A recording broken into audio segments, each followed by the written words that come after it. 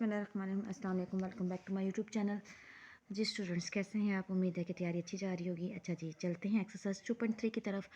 2.3 का सबसे पहले हम लेते हैं जी इंट्रोडक्शन, रेडिकल्स एंड रेडिकेंट्स। ठीक है जी, ये टर्म आपके लिए नई नहीं है।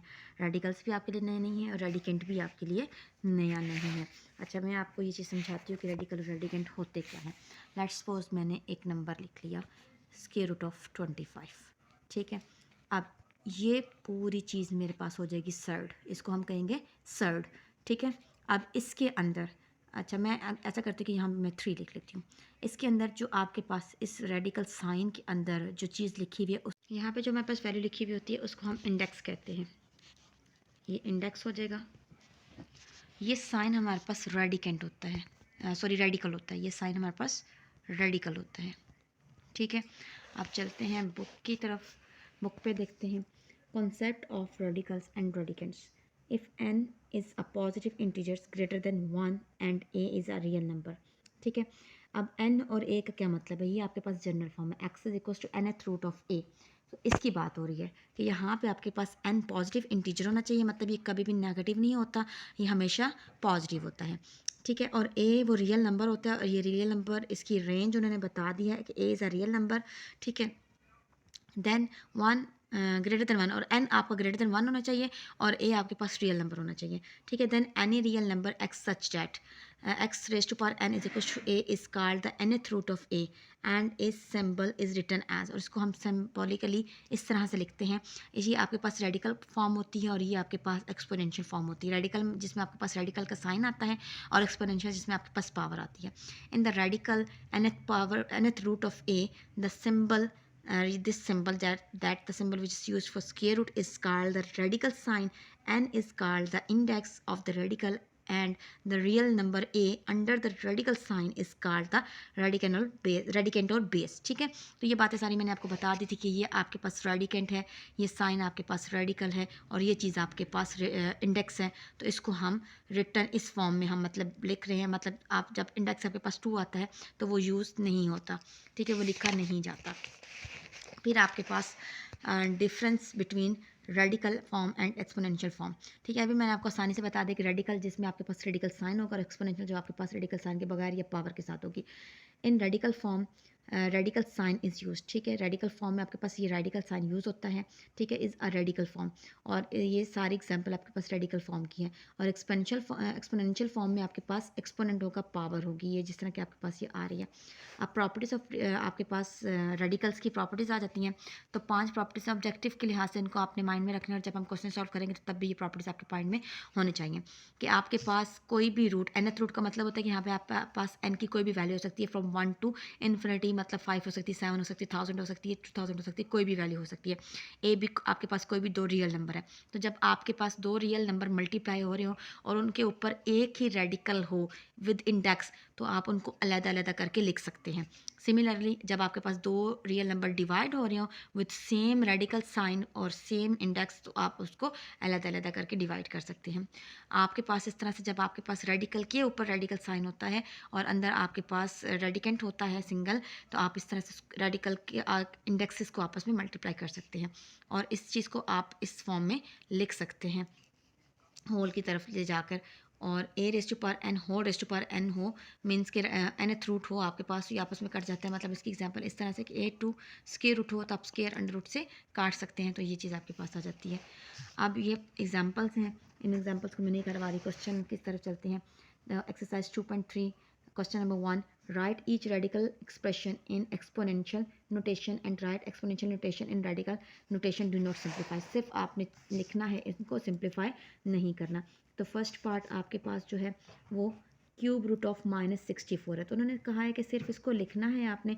तो ये हमारे पास रेडिकल साइन है, तो ये रेडिकल फॉर्म है। रेडिकल फॉर्म को जब हम एक्सपोनेंशियल फॉर्म में कन्वर्ट करेंगे तो ये रेडिकल साइन हट जाएगा और जो इंडेक्स होता है वो हमेशा 1/, की फॉर्म में लिखा जाता है, तो इसको हम 1/3 लिख देंगे।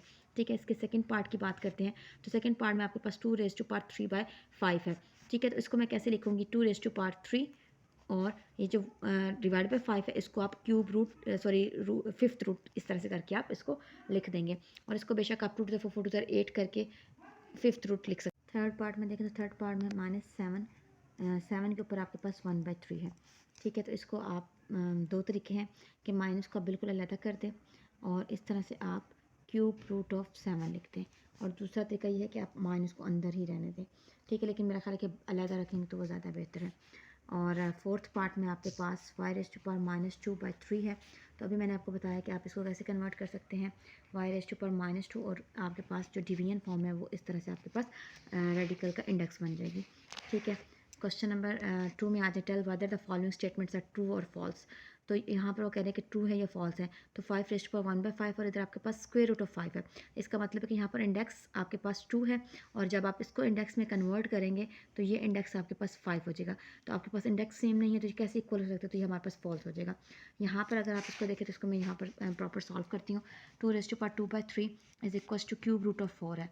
ठीक है, तो अब सेम उसमें कर लेते हैं, नोटेशन में कर लेते हैं, या मैं रेडिकल फॉर्म में कर लेती हूँ, या मैं आपके पास इंडेक्स फॉर्म में कर लेती हूँ, उसमें एक्सपोनेंशियल फॉर्म में कर लेती हूँ। तो इसको भी मैं रेडिकल फॉर्म में कर लेती हूँ। तो 2⁻2 और ये क्यूब रूट 3, तो 2⁴ होता है, ये क्यूब रूट 3 और 4 है, और इस तरफ भी आपके पास क्यूब रूट 3 और 4 है, तो ये आपके पास इक्वल है, तो ये आपके पास ट्रू हो जाएगा। क्वेश्चन नंबर 3, पार्ट नंबर 3 की बात, पार्ट नंबर 3 की तरफ आते हैं। तो पार्ट नंबर 3 में स्क्वायर रूट ऑफ 49 या under root of 49 is under root 7 है। तो आपको पता है कि अंडर रूट 49 का परफेक्ट स्क्वायर है 7 का, तो इसका आंसर 7 आएगा, और यहाँ पर आपके पास स्क्वायर रूट है तो ये भी फॉल्स हो जाएगा। इसी तरह से आपके पास पार्ट 4 है। तो पार्ट 4 को जब हम सॉल्व करते हैं तो ये आपके पास इक्वल नहीं आता है। इसको मैं आप लोगों के लिए सॉल्व कर देती हूँ। क्यूब रूट ऑफ 27, और इस तरफ आपके पास सिर्फ x⁻³ है। तो मैं लेफ्ट हैंड साइड को सॉल्व करती हूँ, राइट को साथ लेके नहीं चल रही। तो इसको जब हम लिखेंगे तो 27 और इसके ऊपर 1/3 आ जाएगा। 3 9 से 27 होता है, तो ये x⁻9 आ जाएगा, जो कि इक्वल नहीं है, तो ये भी आपके पास फॉल्स हो जाएगा। क्वेश्चन नंबर 3 की तरफ चलते हैं। तो क्वेश्चन नंबर 3 में आपके पास simplify the following radical expression. ठीक है, इन रेडिकल एक्सप्रेशन इनको आपने सिंप्लीफाई करना है। ठीक है, तो फर्स्ट पार्ट आप अगर देखते हैं तो फर्स्ट पार्ट में आपके पास क्यूब रूट ऑफ -125 है। ठीक है, तो सबसे पहले हम 125 का एलसीएम ले लेते हैं। 5 2 10, 2 कैरी आ जाएगा, 5 1 5, तो ये 5 की पावर आपके पास 3 आ जाएगी, और इसके ऊपर ये 1/3 है। 3 3 से कट जाएगा और -5 आपके पास आंसर आ गया। ठीक है, सेकंड पार्ट की तरफ चलते हैं। तो सेकंड पार्ट में आपके पास फोर्थ रूट ऑफ 33 है।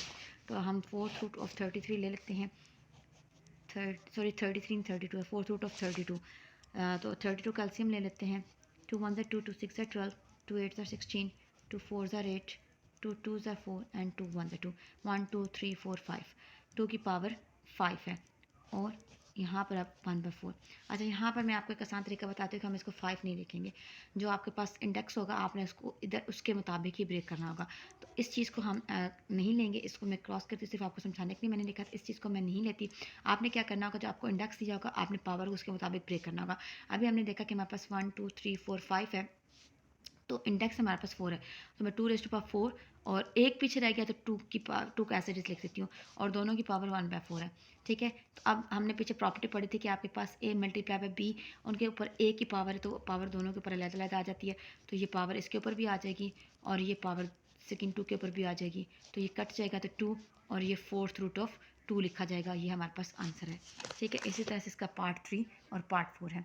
उम्मीद करती हूँ कि आपको समझ आया होगा। मिलते हैं नेक्स्ट वीडियो में, तब तक के लिए अल्लाह हाफिज़।